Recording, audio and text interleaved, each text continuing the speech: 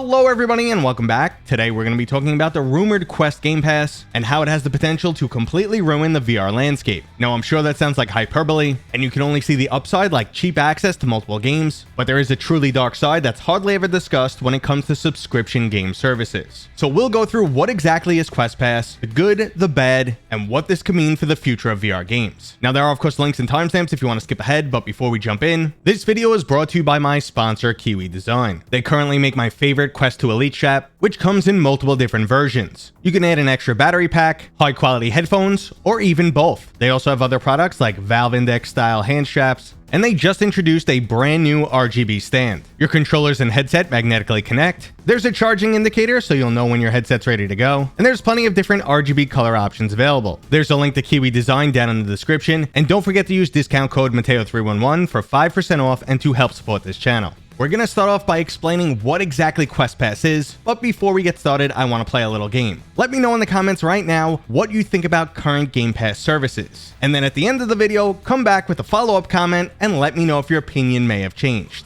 Okay, so what exactly is Quest Pass? Well, currently it's just a rumor, but some users have seen Project Apollo inside of their official Quest app, and it describes a subscription game service. Every month, you would gain access to 2 new games or applications, and you'll continue to have access as long as you remain subscribed. So if you're subscribed for an extended period of time, you would build up quite a respectable library of games. Now, unfortunately, there's no additional information, so we don't know when this could start or how much it would cost, but we can speculate based on some of the competition that's already out there. The largest and potentially most controversial service is Xbox Game Pass. While it's clearly an excellent value for gamers, and Microsoft wants us to believe it's equally beneficial to developers, we do have some conflicting information here. Game Pass does increase the number of titles a user will try each month, it helps keep the player count up in other online games, and surprisingly, Game Pass members are also more likely to purchase in-game DLC. But at the same time, it does impact overall sales. Game Pass being beneficial to developers is not cut and dry, and it really comes down to a case-by-case basis. Additionally, it can have some pretty negative incentives. The motivation becomes less about making a great game that everyone wants to go out and buy, but rather just getting paid up front from Microsoft and then focus on making additional money from DLC. Now there's even larger implications to the whole subscription service, but I'll save those for later. Microsoft Game Pass also wouldn't be a great comparison as it already has more subscribers than there are Quest headsets sold. A better example would be Viveport, so let's focus in on that. Viveport is made by HTC, it's been around for years, and it's basically the Netflix of PC VR gaming. For $12.99 a month or cheaper with an annual subscription, you instantly get access to over 1,000 games, and while a lot of them are junk, there are some great titles on there like The Walking Dead Saints and Sinners, After the Fall, Vertigo Remastered, Wanderer, and many more. Just don't expect to find Half-Life Alyx on there. Now, the PC VR community is still relatively small, and the few developers that I've spoken to about being on Viveport don't seem to be making much money off of the service, and overall numbers don't look that impressive, but Viveport has managed to be up and running for multiple years now, so the main takeaway here is that a VR streaming service is a completely viable application. This can also give us some pricing estimates. Viveport currently offers all of their titles at $12.99 and also offers discounts on purchases, so I'd expect to see Quest Pass at a similar price, or maybe even lower because they're only giving you 2 games per month. But let's focus in on the potential good and bad that we can get from Quest Pass. Obviously, users will get access to titles at a discounted rate, it will help keep VR exciting by offering up something new each month, and multiplayer titles can expect to see the player base increase. Now this does help address many issues that Meta is facing with VR gamers, as retention is low partially due to lack of excitement, and the VR sector has continually lost money for Meta, which brought much public scrutiny. So this is a great way for them to help increase profits and pull the company out of the red. In the short run, this looks great for everybody, but there are some serious potential downsides. For starters, you would never truly own your game library.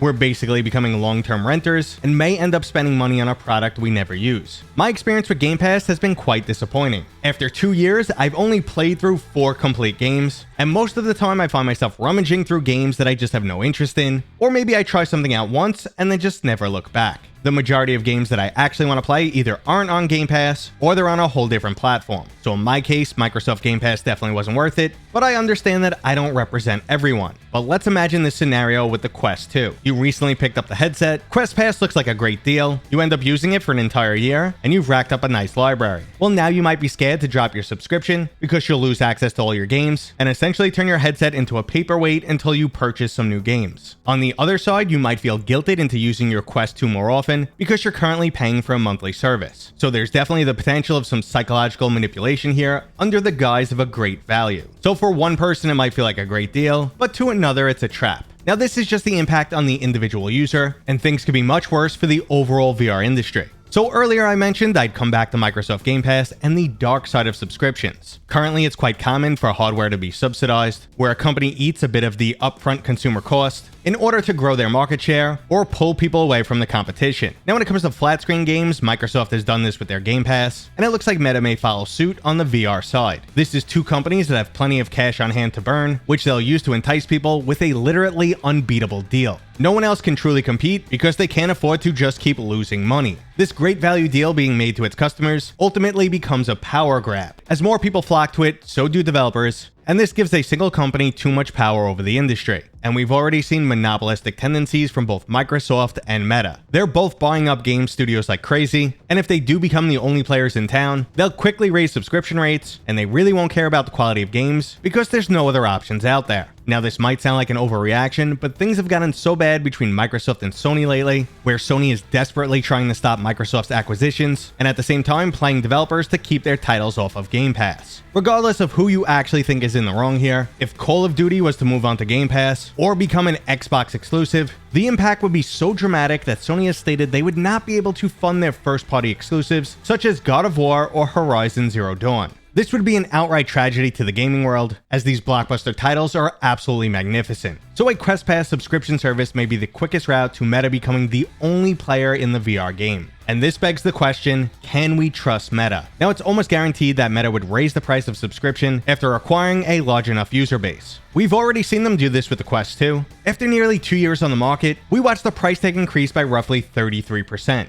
Generally, hardware gets cheaper over time, not the other way around. But Meta could take things even further. Just like the PlayStation and Microsoft does, they could lock multiplayer behind a paywall. Or they could even do this to individual features that we already have access to, like voice commands or Wi-Fi 6 on the Quest Pro. While this seems less likely, it's just not unheard of these days. After years on the market, the Ring alarm system is now locking features behind a membership. Controls and access that you previously had will disappear unless you submit to a monthly service. This is sadly the world we live in now, where we no longer outright own our own tech, and companies are always finding more ways to squeeze money out of us. Now, I do want VR to grow, I want gamers to be happy and excited, but I remain skeptical that Quest Pass is actually a good thing. But what do you guys think? Let me know in the comments right now. And that was today's video, brought to you by my dad, Mateo311. If you enjoyed it, please go ahead and give it a thumbs up. And if you're new here, Consider subscribing. consider Consider subscribing. consider subscribing. Consider subscribing. Consider subscribing.